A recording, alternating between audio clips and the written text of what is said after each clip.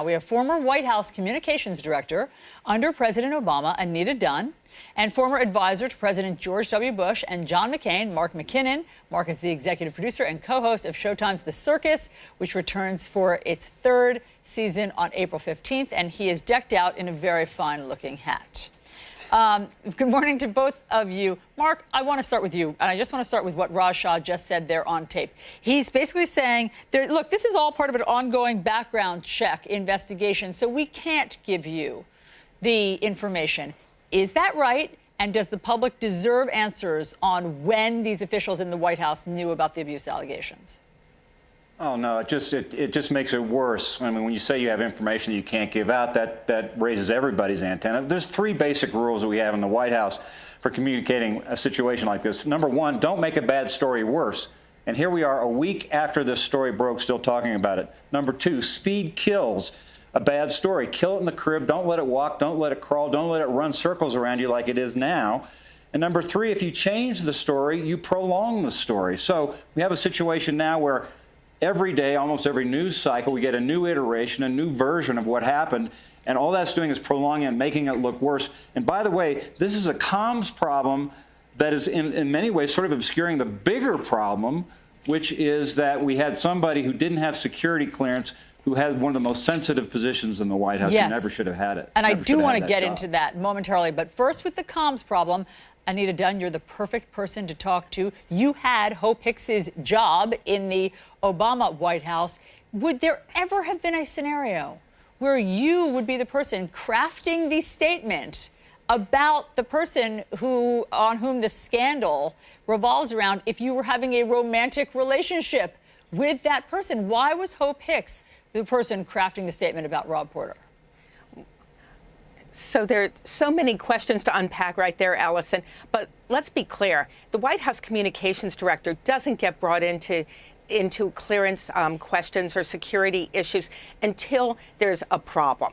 And in this case, given the fact that she had this relationship with Rob, it probably would have made a lot more sense for her to take herself out of that circle, at least initially. But there are bigger problems here, and Mark has outlined some of them. But I think that what's really critical here is to say, how does the White House now fix this? And one former White House communications director's advice would be, use your sheriff's event today to go make the strongest declaration you can about supporting the two very strong women who walked out of those relationships with Rob Porter and victims of domestic abuse nationwide.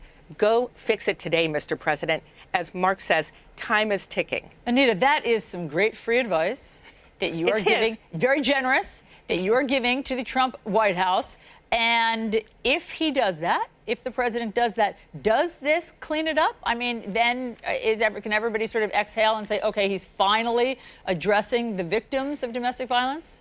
There's an accountability question that Mark outlined that is going to be very real. Chris's lead into this piece, the facts, the timeline, there are all kinds of questions. But listen, this is a White House that has never had good process.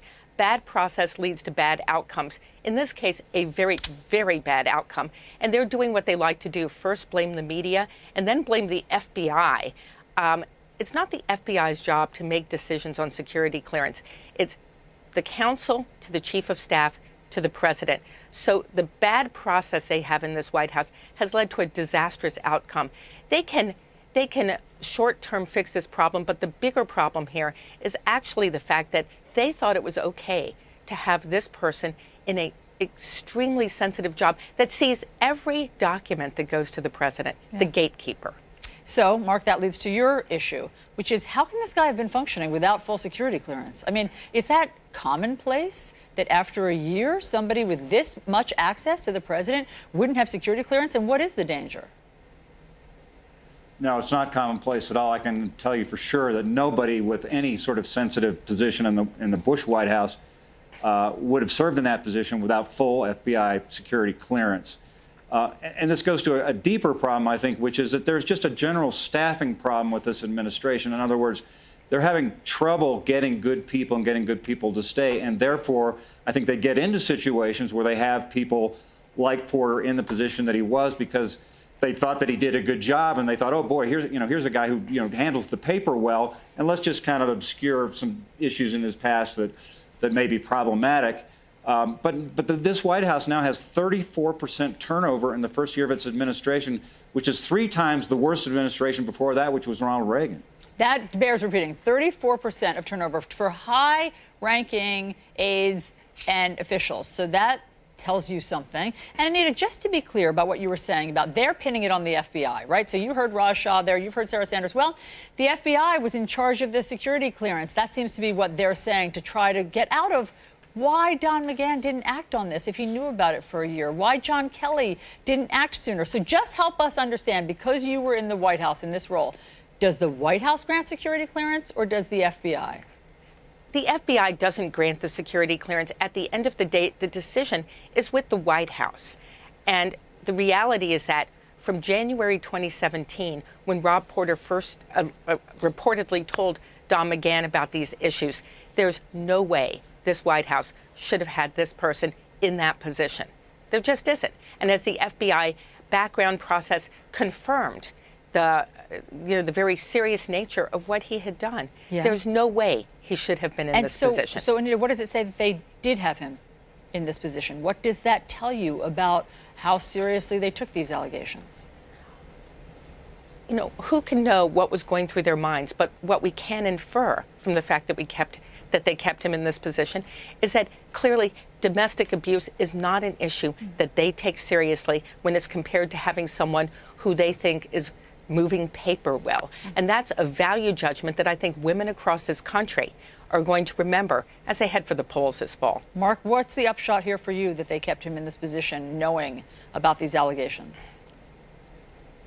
Well, I think it's a process problem and a staffing problem. They're having high turnover, high rates, so they found somebody, as Anita said, who could shuffle the paper, and they said, well, let's just look at that, and let's not look at the deeper issues about who is qualified to be working in this White House and who should have clearance.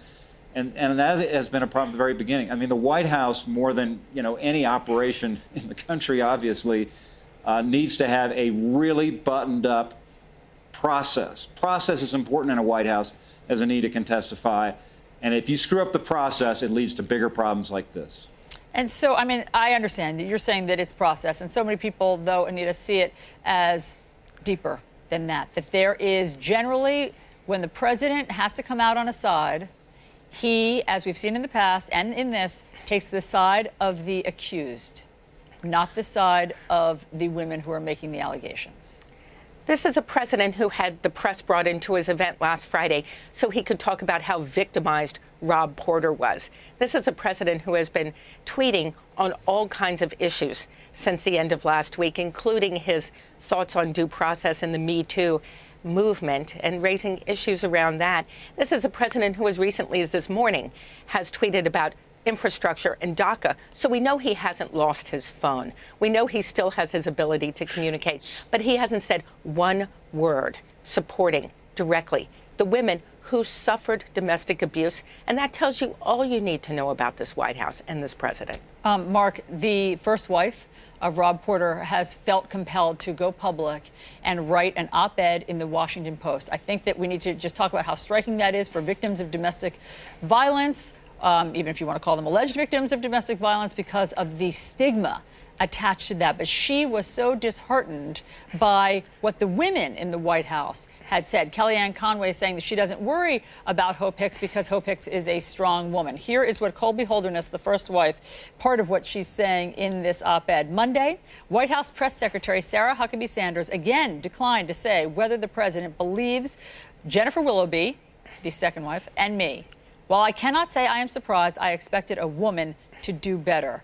Behind the scenes, Mark, in the White House, what should the president's advisors like Sarah Sanders and Kellyanne be saying to him? Well, the first piece of advice I should have said is the very first statement out of this White House should be support and sympathy for the victims. That should have been the very first thing.